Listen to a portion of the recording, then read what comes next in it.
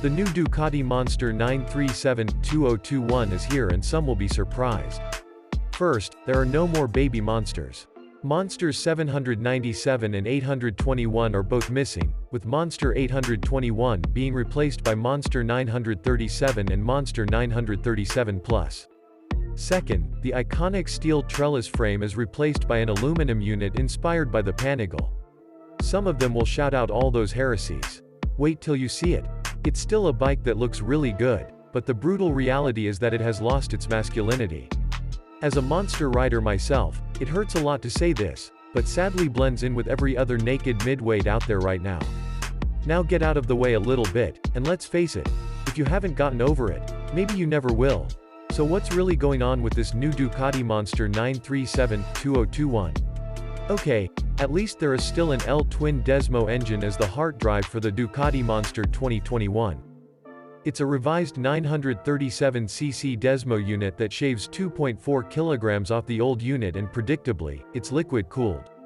It's worth noting that with the 797 gone, the air-cooled monsters are now officially gone forever.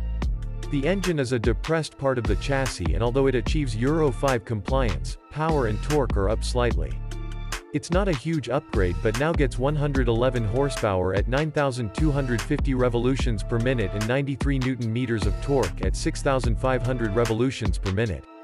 However, that small increase coupled with an overall weight loss program should add up. With reduced engine weight, lighter swing arm and a new aluminum frame, the Monster 937-2021 is 18 kilograms lighter than the previous 821. Ducati claims this is a record for the segment without actually determining who else is in it.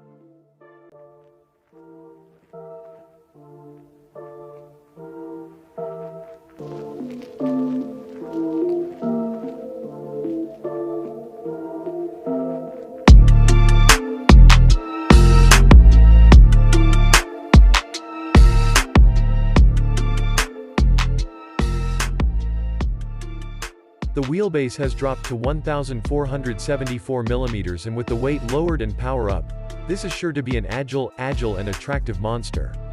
This update is totally dominated by platform changes more than anything else.